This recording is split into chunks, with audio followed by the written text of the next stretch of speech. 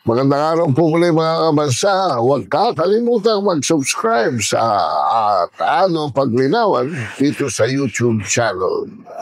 Ang ating pong topic na susunod ay tungkol dito sa testimonya ni Orly Gutesa at ang mga panibagong mga pagbibintang na nakuha natin mula kay Maharlika at kay Tati Binag, mga kabansa.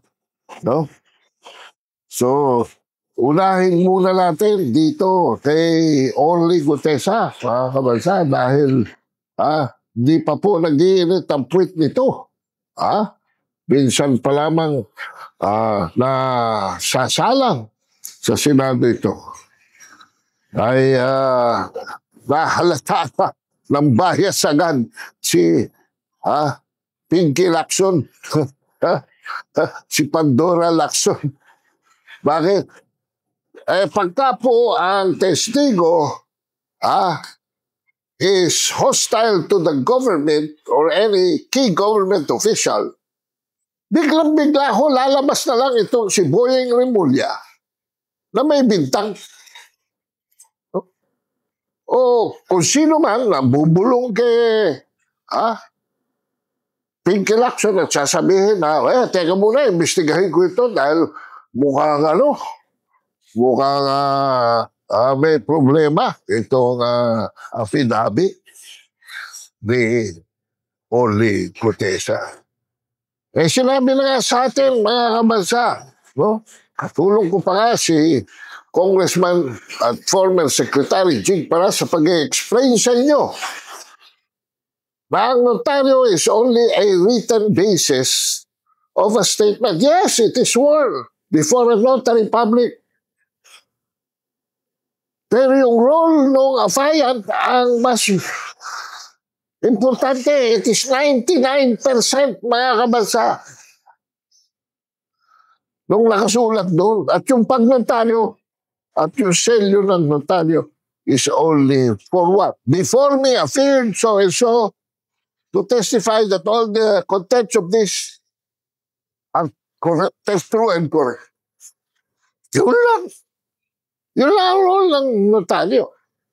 Pero dito, marami mga bayaran, mga trolls, agad. Silang take si Gutesa. At sasabihin ko sa inyo, mga kabansa, kung saan nakarating lahat ito. Not in favor of these people who are peddling lies. Bakit? Dahil yung pong mismong sinulat ni Gutesa doon, word for word, ay inulit niya before the Senate hearing ng Blue Ribbon, under oath. Which means that on top of it being written in an affidavit, ito po ay nasa record na ng Senado. Sinumpaan din. At marami pang nadagdag dahil meron pa mga nagtanong. Kasama po ngayon yan. So hindi dahil nagsamiti lamang na isang sworn statement ay ganun na laban.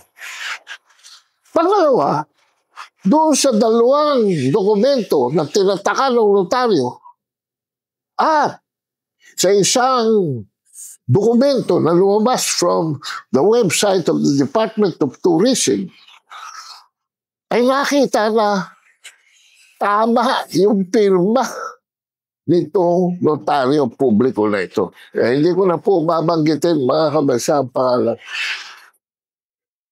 Dahil hindi pa sumisikat, ay palpak na. Baka sumikat pa yan.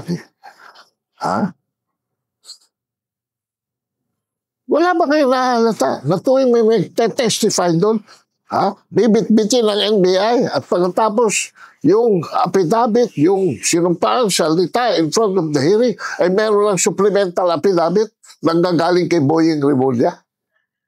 Hindi ba? Oo. Hindi pa nahalata. Kalat na po eh. No? Pero ang pinakamagandang testimonya nitong si Orly Gutesa, mga kabansa, ay tatlong importanteng lugar ang pinagdadalhan nila ng limpak-limpak, bilyon-bilyon na salapi. Di umano isang maleta ay nagkakahalaga ng between 40 to 50 million pesos. Maraming maleta sa isang SUV, maraming SUV, kaya sa isang delivery, i-estimate nila na baka sa isang delivery lamang ay between 2 to 3 billion na ang inihatid. Ano ang mga destinasyon nito? Unang-una, sa bahay daw ni Saldico dito sa Bonifacio Global City, isang kondominium na tawag ay Horizon. Pangalawa, dito po sa bahay ni Romualdez sa Forbes Park, hindi mismo sa loob, but along McKinley Road. Na noong na-involved dito ay tinaasan na nila ng bakod. Tinaasan na nila na mga kabansa, ang gate. At yung bahay din ni Saldico, bigla nagkatarpulin all over the yung pong fence. Nilagyan na nila.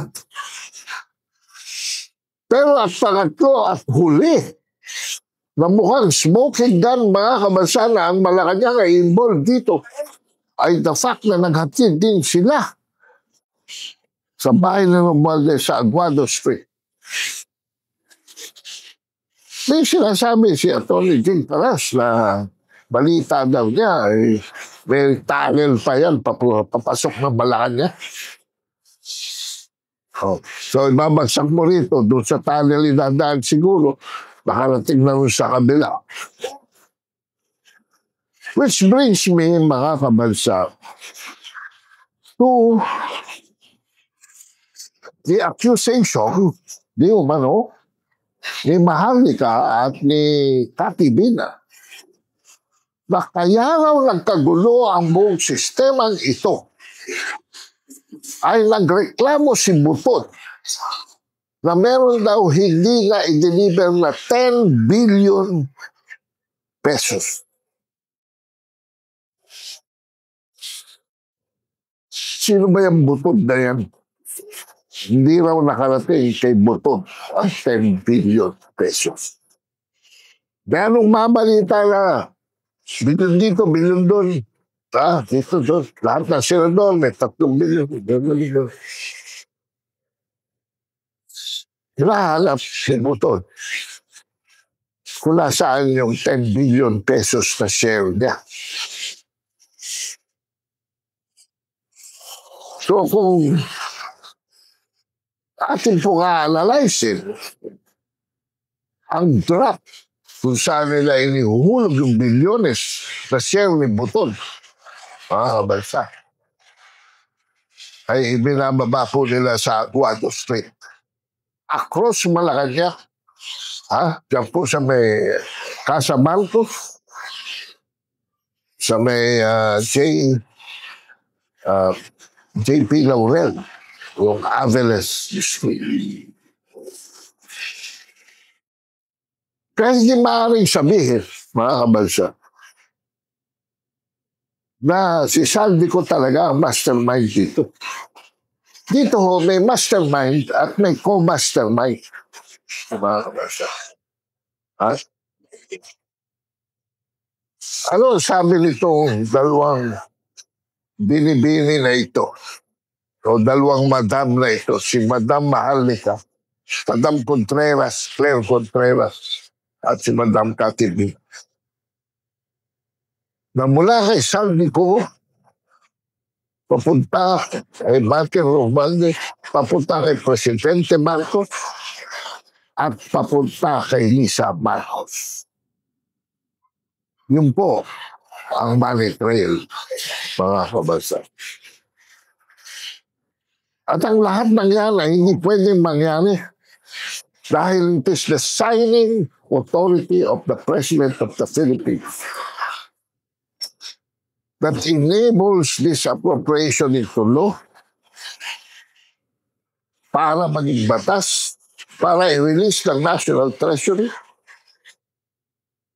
At number 2,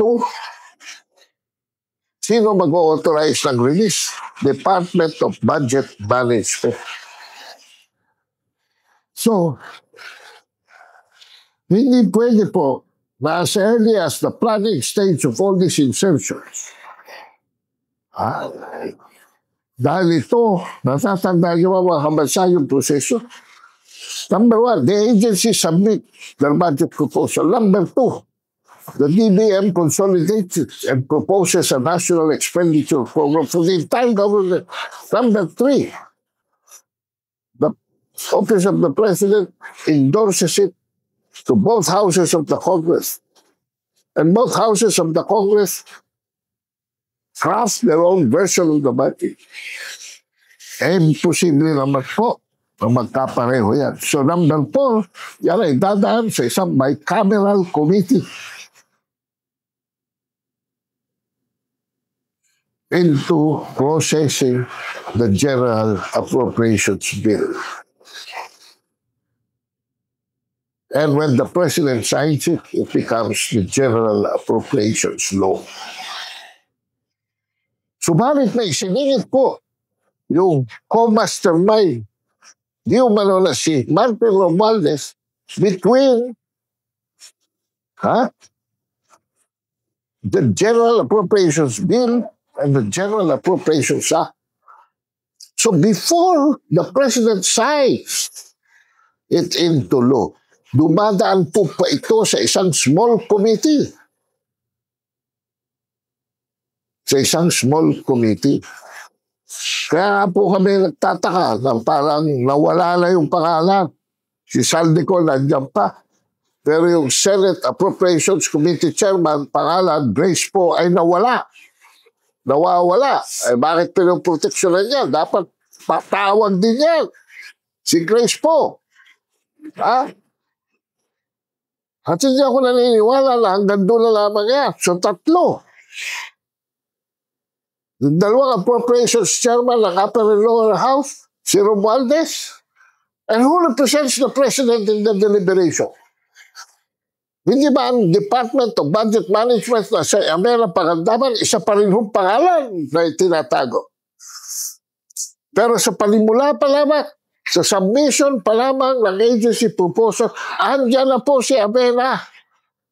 And finally, sa kahuli-hulihan, before the President signs it into law, nandiyan din po si Amela Pangandaman. So yan po ay we're just putting everything into the open. Para lalo yung maintindihan. Kasi kung di nyo naiintindihan ang budget process, mahihirapan po kayo. Dahil masalimuot at maraming pinagdadaanan. So yan mga kabansa ang nangyari because of Sergeant Gutesa. Ay lalaman natin na ang final destination pala ay Aguado Street.